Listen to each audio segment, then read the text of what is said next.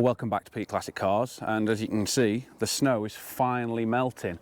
That means we've got to get cracking on the projects we've got laying about. We've had a couple of weeks where we've really struggled. As you've probably seen from the previous videos, the fleet roundup was under this much snow.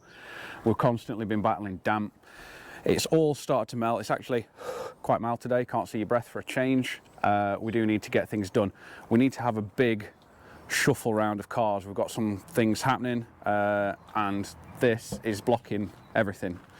So today's video is going to be getting the rear suspension, the fully polybushed and painted rear suspension, and I'll put a photo of that on now. So yeah, all that's looking good, and that needs to be fitted back to the car, including the gas adjustable suspension, the shock absorbers. They all need to be refitted. The car needs to be back down on its wheels because we've got to move it. It has to move to get other cars moved and so on. You'll see from a previous video that we've got a second XKR. That's currently at the body shop.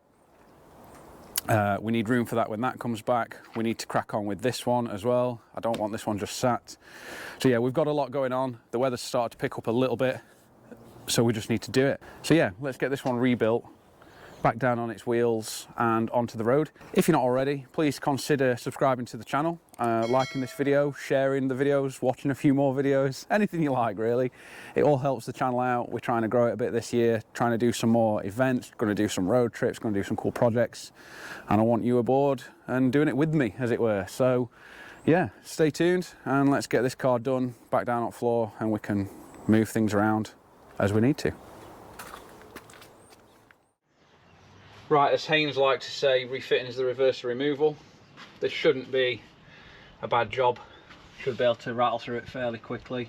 I was going to take the exhaust system off because we're going to have a new exhaust system, but I am just fast running out of time today. So we just need to get it back together and we'll deal with the exhaust another day.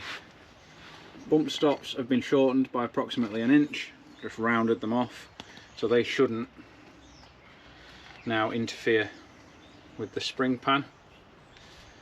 Got the isolator back on there. There we go. So yeah, we just need to get it back together. We need to jack the axle up firstly, get it up here somewhere, and we'll get our nice new shiny gas adjustable in. That'll hold it in place. We'll do that on both sides. I'm only going to video one side. There's no point in me showing you the same thing twice. So we'll get it jacked up into place, get the spring in, and yeah, work his way through it.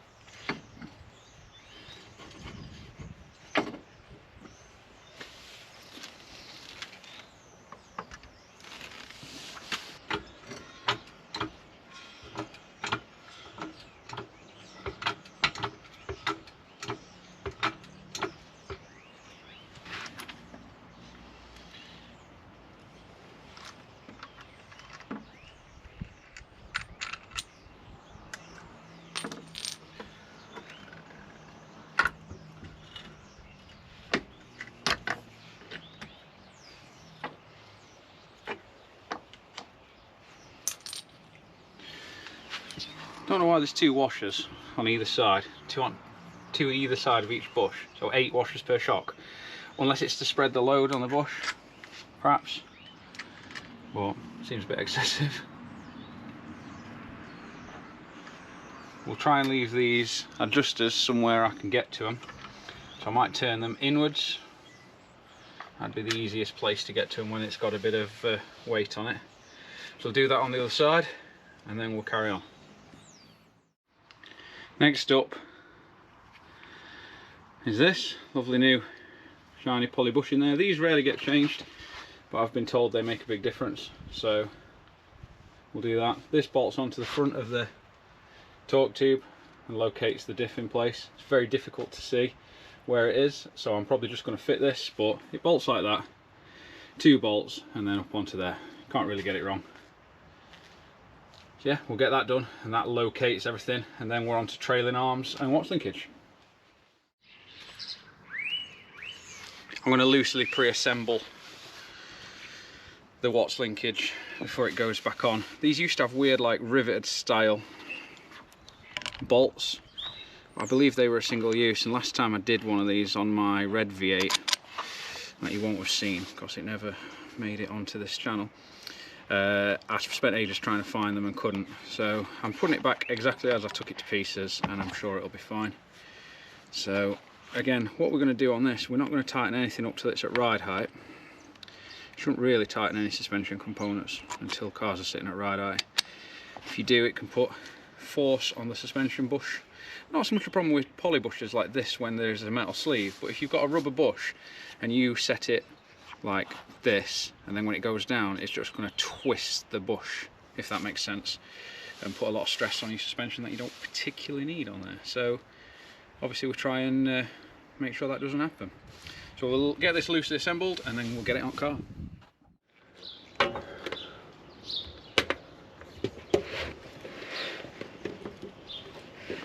There we go.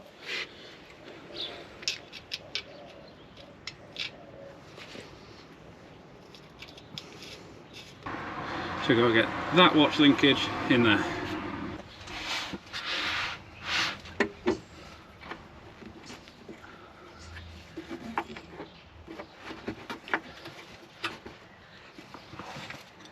Fairly easy. And we'll just centre it up a bit.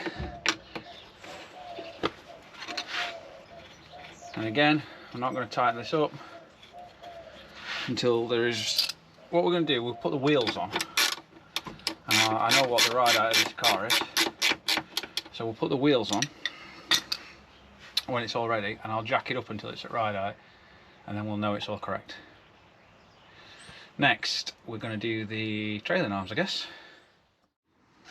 Next up are the trailing arms. I mark these right and left, even though I don't think it matters. This bolts onto inside the sill, 2 bolts like that. Then obviously trailing arm goes into it, and then on this end we've got a plastic sleeve, then we've got a big washer,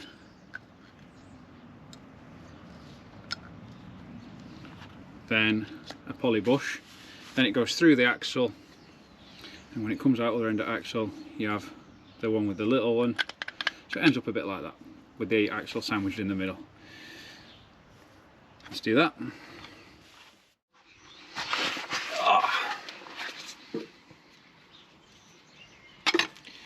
Right, so a quick Google suggests that that goes on that way.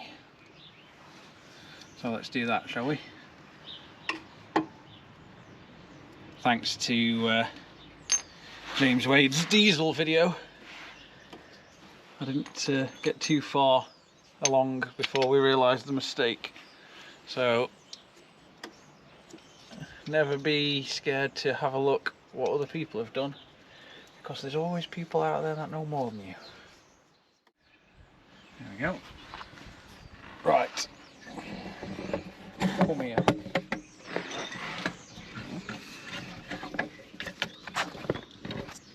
You see that? So the 2 bolts into the sill there and there. This bracket around, the bolt comes through from this side, so it comes through like that. There's my nice polybushed bar on, and then going through the axle just there. Just wants tightening up. So that's this side pretty much done. We'll do the same on the other side.